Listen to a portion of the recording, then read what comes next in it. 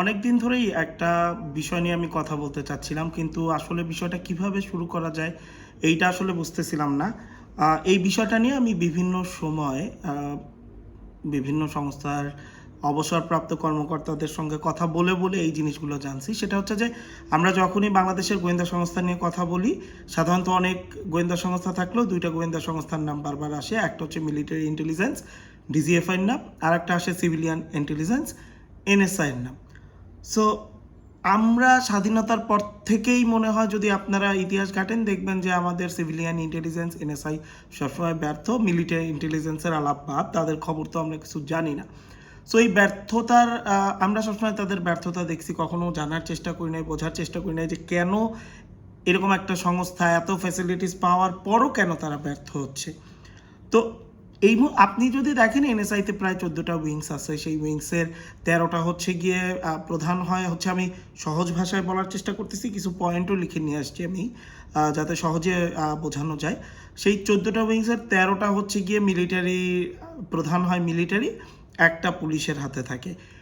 এই উইংসগুলোর মধ্যে খুব গুরুত্বপূর্ণ ধরেন উইংস আছে, নিরাপত্তা রিলেটেড যেগুলো আছে সেগুলো মাস্ট বি সেনাবাহিনী থাকা উচিত। এর বাইরে যেমন ধরেন মিডিয়া একটা উইংস আছে, ইকোনমিক একটা উইংস আছে, তারপর রিসার্চ উইংস আছে।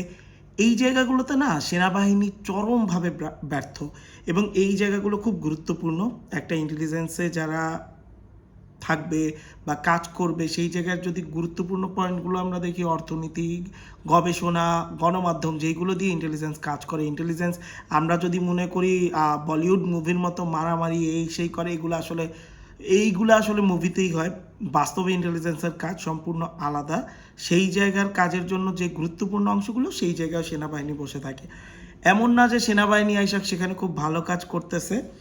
সেনাবাহিনী আইসা মূলত এই জায়গায় আপনারা যদি দেখেন যে এই জায়গাগুলোতে কি করে, সেনাবাহিনীর লোকজনের ডেপুটেশন এখানে আনা হয়, তারা এখানে এসে মাস্টার্স করে, এমফিল করে, পিএইচডি করে। এইগুলোর যে থিসিস পেপার পর্যন্ত সেগুলো কিন্তু এনএসআইয়ের যে অফিসার থাকে তাদের দিয়ে লেখায়, তারা সেটাও লেখে না।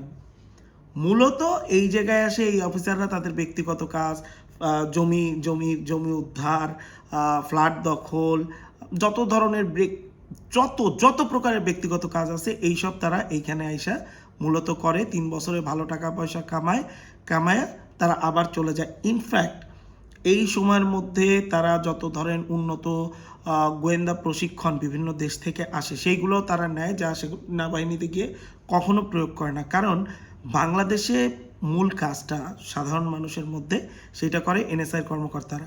তাদের কোনোভাবে এই ধরনের ট্রেনিংয়ে যারা এনএসআই কর্মকর্তা, যারা সিভিলিয়ানদের সঙ্গে থেকে কাজগুলো করবে বা তথ্য সংগ্রহ করা, গবেষণা করা, সেই তাদের কোনো ট্রেনিংয়ের সুব্যবস্থা করে দেওয়া হয় না। ফলাফল কি হয়, সেনাবাহিনীর লোকজন তাদের মতো ট্রেনিং নিয়ে তারা ক্যান্টনমেন্টে ফেরত যায়। আমাদের যে এনএসআই কর্মকর্তারা থাকে, সিভিলিয়ানদের মাঝে থাকবে, তারা আসলে আরও উন্নত যে প্রশিক্ষণ, ইনফ্যাক্ট তারা যদি ধরেন উচ্চতর ডিগ্রি অর্জনের জন্য কোনো যদি স্কলারশিপ পর্যন্ত পায়, সেখানেও তাদেরকে যাইতে দেয় না সেনাবাহিনী। সেনাবাহিনীর ধারণা এই যদি এই ডিগ্রিটা নিয়ে আসে তাইলে হয়তো বা তার চেয়ে উপরের দিকে চলে যাবে। এই কারণে অনেক ছেলেপেলে, অনেকে স্বপ্নের পেশা হিসাবে এনএসআইতে গেলেও এনএসআই থেকে ছেড়ে দিয়ে অন্যান্য পেশায় চলে গেছে। এমন অনেক ছেলেপেলে আমি দেখছি যারা পরে অন্যান্য অন্যান্য ব্যাংকে চলে গেছে, বিসিএসে, এইভাবে করে। কারণ হচ্ছে তারা এখান থেকে সেনাবাহিনীর ফ্রাস্ট্রেশনে চলে যায়। সেনাবাহিনীর লোকজন যতগুলো এবং এই সেনাবাহিনী আপনি নিয়ন্ত্রণ যতগুলো জায়গা দেখবেন, ধরেন আপনি দেখেন পাসপোর্ট অফিস, দেখেন জেল, কারাগার দেখেন, এইসব জায়গা দুর্নীতির আখড়া যে জায়গাগুলো, এই জায়গাগুলো হচ্ছে সেনাবাহিনীর কন্ট্রোলে, এবং এরা কোনোভাবে এই জায়গাগুলো ছাড়তে চায় না। আগে তো শুধুমাত্র ডিরেক্টর পদে সেনাবাহিনী করতে, এখন হচ্ছে ডেপুটি ডিরেক্টর পদে কেউ যদি অবসরে যায় তাদেরও আইনা এখানে হচ্ছে গিয়ে এক প্রকার পুনর্বাসন করতেছে। মানে এত ভয়ঙ্কর অবস্থা, আপনারা মানে কোনোভাবে চিন্তা করতে পারবেন না যে তারা কি ধরনের কাজ মূলত এই জায়গায় করে থাকে। এবং আমরা বারবার শুনে আসছি যে শেখ হাসিনার সময় আওয়ামী লীগের লোকজনই বেশি এনএসআইতে নিয়োগ পাইছে। আপনারা অবাক হয়ে যাবেন, কমপক্ষে 30 থেকে 40 ভাগ কারো ভাইগনা ভাস্তে এমনও হয়েছে কোনো এক সেনা কর্মকর্তার কাজের এটা এইভাবে বলা ঠিক হচ্ছে কিনা জানি না, কাজের লোকের ছেলে সেও হচ্ছে গিয়ে এই মানে রেফারেন্সে এসে এনএসআইতে চাকরি পাইছে, এমন হয়েছে।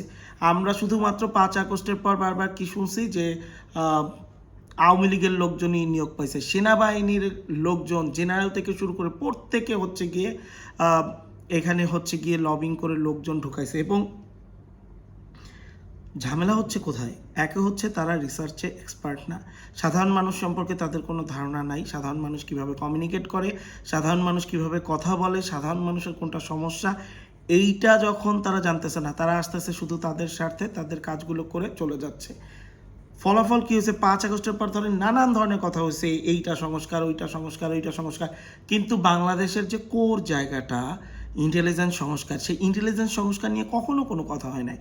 ফলাফল আজকে 2-2.5 বছর পরও বাংলাদেশ কিন্তু মানে আমরা কি বারবার শুনছি যে আগস্টের পর বাংলাদেশ চেঞ্জ হয়ে যাবে, এই হয়ে যাবে, কিন্তু কোনো চেঞ্জ কেন হচ্ছে না? কারণ আমাদের যে কোর জায়গা, একটা রাষ্ট্রের কোর জায়গা হয় গিয়ে তার গোয়েন্দা সংস্থার বিভিন্ন উইংসগুলো আলাদা আলাদা কাজ করে, তাদের ফরেন উইংস কাজ করে, তাদের মিডিয়া উইংস কাজ করে, তাদের রিসার্চ উইংস কাজ করে, কোনো উইংসই আসলে কাজ করে না। এই উইংসে সেনাবাহিনীর দখলে থাকার কারণে আমাদের যে সিভিলিয়ান যারা আমাদের নিয়ে কাজ করবে তারা কাজের সুযোগ পায় নাই। এই অফিসারদের সবসময় সেনাবাহিনীর জন্য কাজ করতে হচ্ছে। সেনাবাহিনীর ধারণা যে এই উইংসটা হচ্ছে গিয়ে তাদের সার্ভ করবে, জনগণকে সার্ভ করবে না। ফলাফল এক, কোনো সংস্কার হচ্ছে না, দুই হচ্ছে গিয়ে এই সেনা নিয়ন্ত্রণে থাকার কারণে এইটা একটা দুর্নীতিগ্রস্ত প্রতিষ্ঠানে পরিণত হয়েছে। ঠিকমতো যদি তদন্ত করা হয়, এবং এর আগেও দেখা গেছে যে এইখানে যারা ডিরেক্টর হিসেবে আসছে তারা প্রচুর অর্থের মালিক হচ্ছে। হ্যাঁ, ফলাফল আমার মনে হয় কি বাংলাদেশের এই যে বিভিন্ন সংস্কারের আলাপ ওঠে, সবার আগে জরুরি হচ্ছে গিয়ে এনএসআই সংস্কার। এনএসআইরে আসলে সেনাবাহিনীর হাত থেকে মুক্ত করে এইটারে আসলে সাধারণ মানুষের একটা সংস্থা করা উচিত, দেশের একটা সংস্থা করা উচিত, যাতে মেধাবী লোকজন আসলে এনএসআইতে যাইতে পারে, দেশের জন্য কাজ করতে পারে। এনএসআই যেন মিলিটারির জন্য কাজ না করে, এনএসআই যেন একটু দেশের জন্য কাজ করতে পারে। এইটা নিয়ে এখন হচ্ছে কি আমার মনে হয় রাষ্ট্রের নতুন করে ভাবার সুযোগ আসছে।